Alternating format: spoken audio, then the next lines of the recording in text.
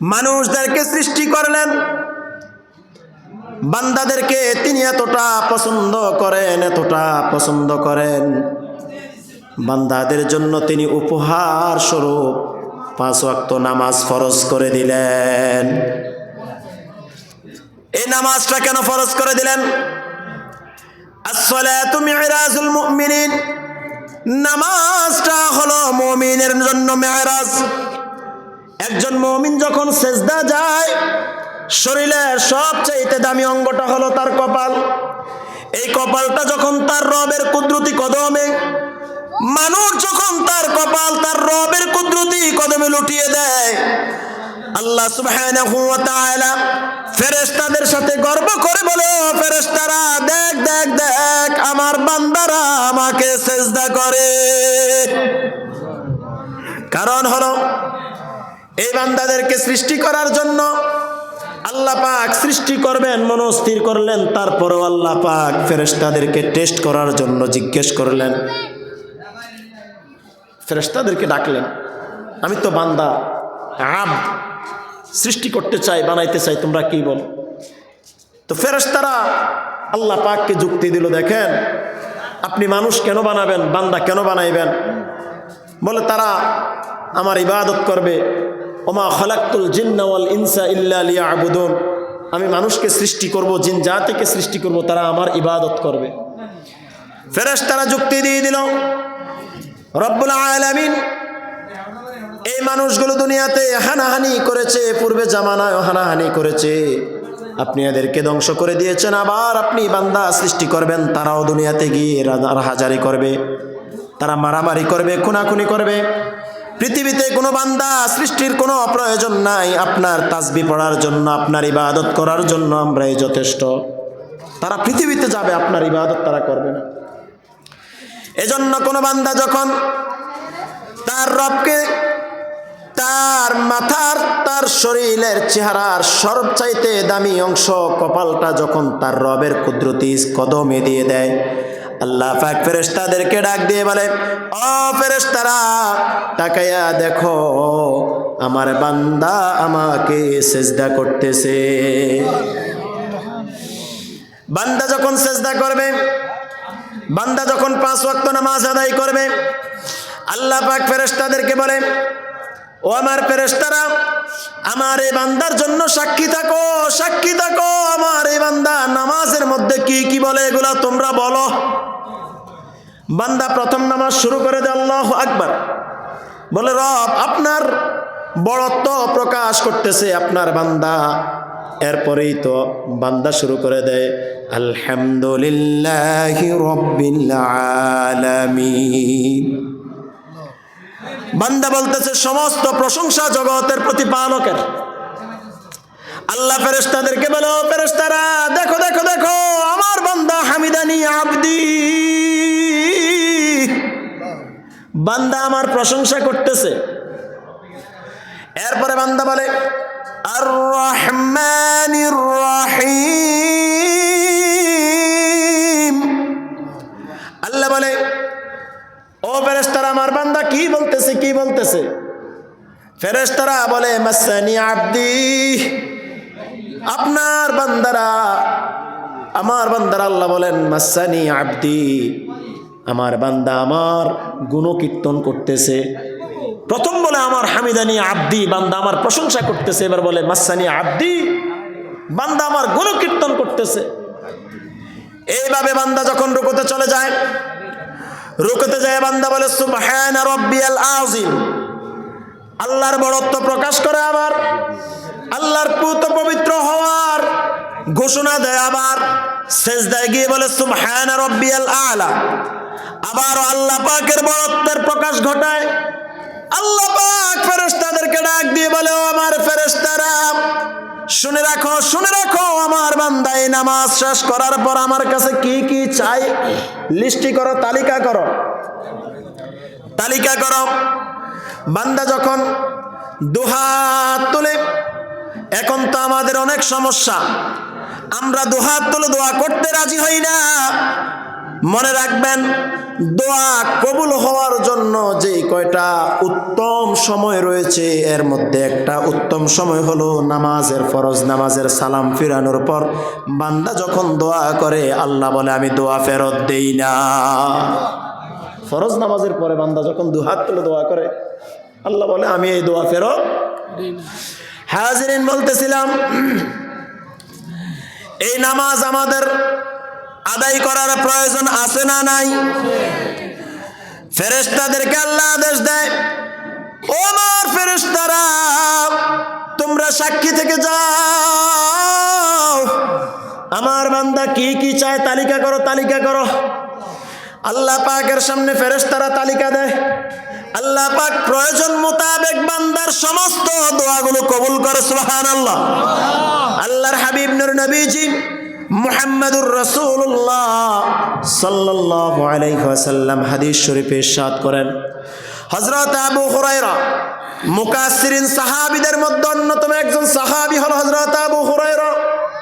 হযরত আবু হুরায়রা রাদিয়াল্লাহু তাআলা আনহু থেকে হাদিস বর্ণিত, তিনি বলেন, ক্বালা রাসূলুল্লাহ সাল্লাল্লাহু আলাইহি ওয়াসাল্লাম, আস-সালাতুল খামসু, পাঁচ ওয়াক্ত নামাজের উদাহরণ, ওয়াল জুমআতু ইলাল জুমআ, এক জুমা থেকে অন্য জুমা, ওয়াল রমাদানু ইলা রমাদান, এক রমজান থেকে অন্য রমজান, মুকাফফিরাতুল লিমা বাইনাহুমা, এক জুমা থেকে আরেক জুমা, এক রমজান থেকে অন্য রমজান, ইজাস্তুনিবাতিল কাবাইর, এর মাঝে বান্দা যদি কবিরা গুনাহগুলো থেকে নিজেকে হেফাজত করে, বান্দার যত ধরনের গুনাহ আছে পাঁচ ওয়াক্ত নামাজ আদায় করবে, আল্লাহর হাবিব বলেন তার জীবনের সমস্ত গুনাহ মাফ হয়ে যায়।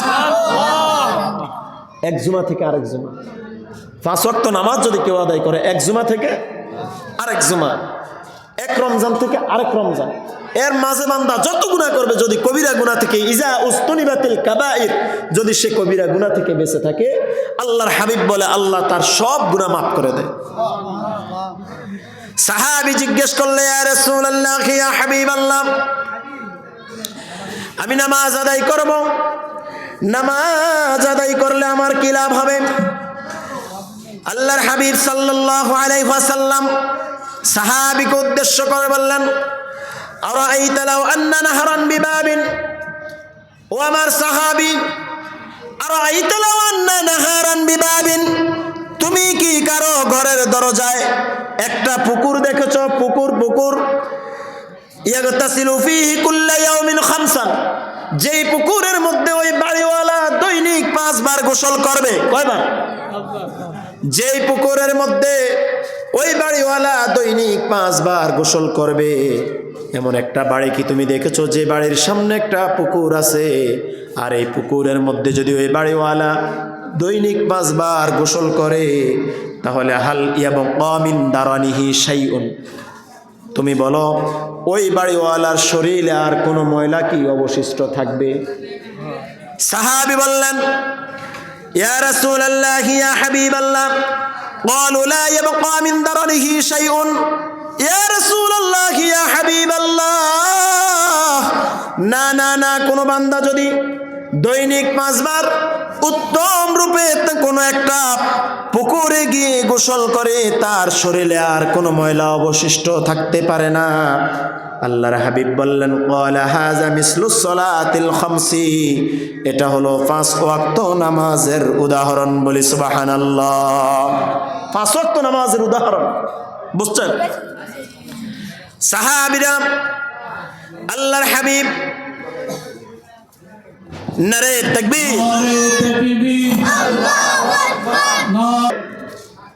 আল্লাহর হাবিব নূর নবীজি মুহাম্মদুর রাসূলুল্লাহ সাল্লাল্লাহু আলাইহি ওয়াসাল্লাম হাদিস শরীফে ইরশাদ করেন, আউয়ালু মা ইউহাসাবু বিহিল আবদা ইয়াউমাল কিয়ামাতিস সালাহ, বান্দা কিয়ামতের ময়দানে সর্বপ্রথম তোমার যে হিসাব নেওয়া হবে সেটা হলো নামাজের হিসাব। কিসের হিসাব? শুধু তাই নয়, বাইনাল আবদি ওয়াল কুফরি, বাইনাল আবদি ওয়াল কুফরি তারকুস সালাহ, কুফর এবং বান্দার মাঝে একমাত্র পার্থক্যকারী হলো নামাজ। যিনি 5 ওয়াক্ত নামাজ আদায় করে তাকে আব্দুন বলা হয়, বান্দা বলা হয়, মুমিন বলা হয়। আর যে নামাজ ছেড়ে দিল সে কুফরি করে ফেললো। কি করলো?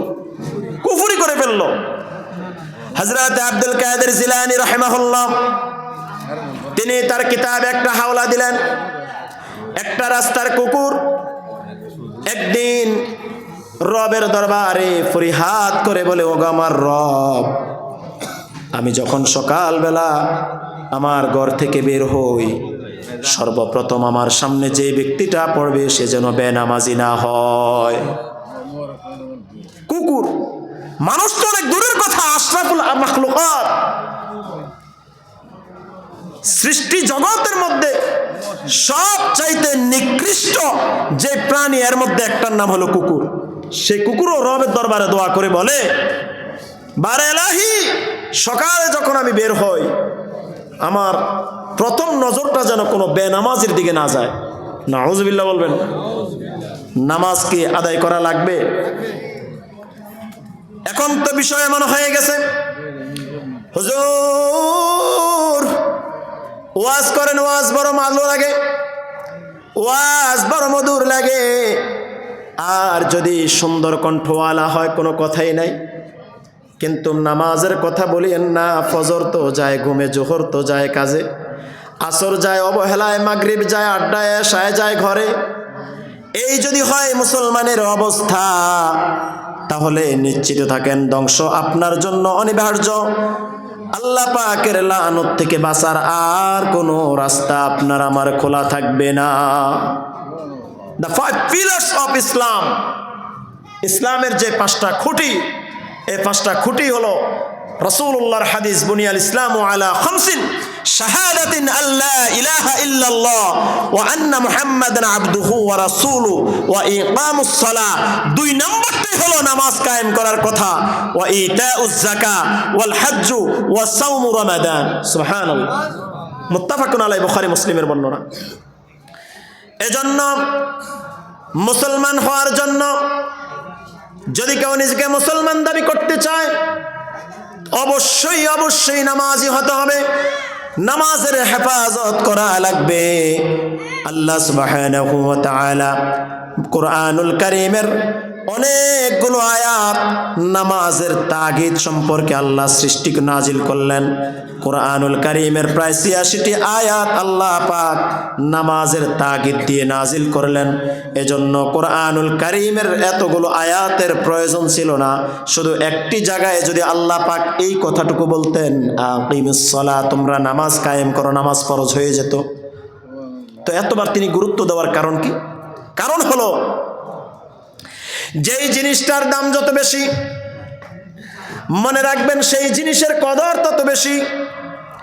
আল্লাহ পাক ইচ্ছা করলে পুরা কুরআনুল কারীম তার হাবিবের উপর একবারেই নাজিল করতে পারতেন।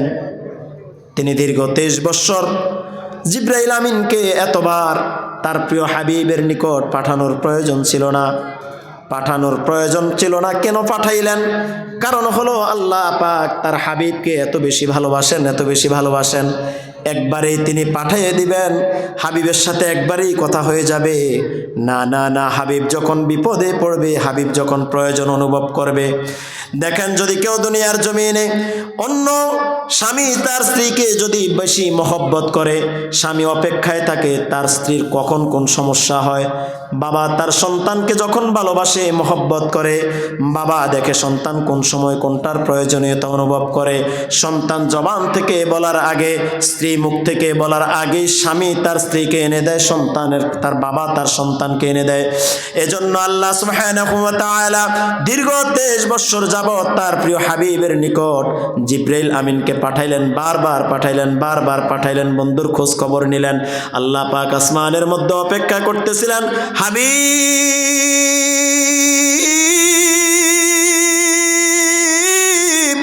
আপনার কোন সময় কি প্রয়োজন হয়, আমি রব্বুল আলামিন আসমান থেকে দেখি আপনি কখন কোন সমস্যার মোকাবেলা করেন।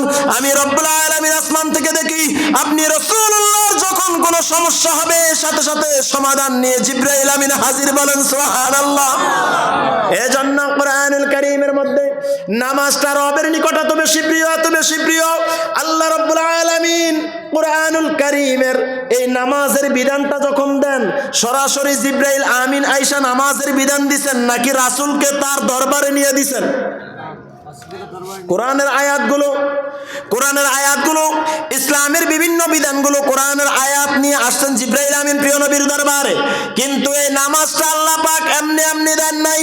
আল্লাহ পাক তার বন্ধুকে তার নিকট নিয়ে নিলেন, আরশে আজিমে নিয়ে নিলেন। হাদিস শরীফে দেখলাম আল্লাহ পাক যখন প্রিয় নবীকে নিয়ে নিলেন, প্রিয় নবী আল্লাহ পাকের নিকট এতটা কাছাকাছি হয়ে গেলেন, আল্লাহর হাবিব বলেন আমি আল্লাহ পাককে আমার চর্ম চোখে দেখেছি। বলেন সুবহানাল্লাহ।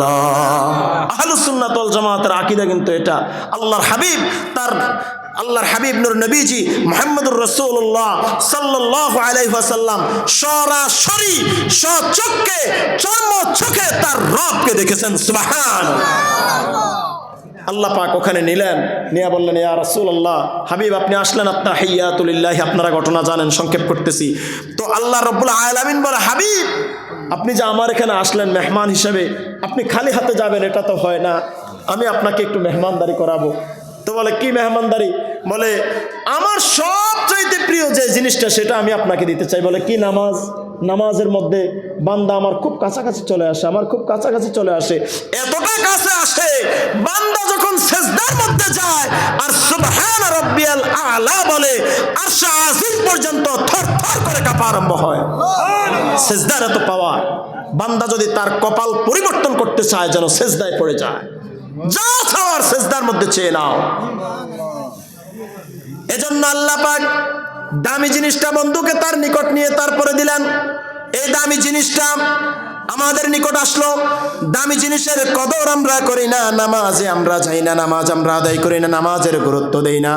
হাজিরিন, আপনাদেরকে দুই পায়ে হাত দিয়ে বলে যাই, জীবনে যত নামাজ কাজা হয়েছে যদি মনে থাকে সব নামাজগুলো কাজা আদা করবেন।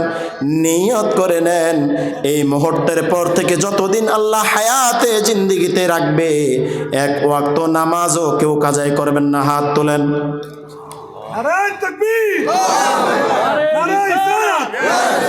আল্লাহ পাক যেন আমাদেরকে কবুল করে, বলেন আমিন।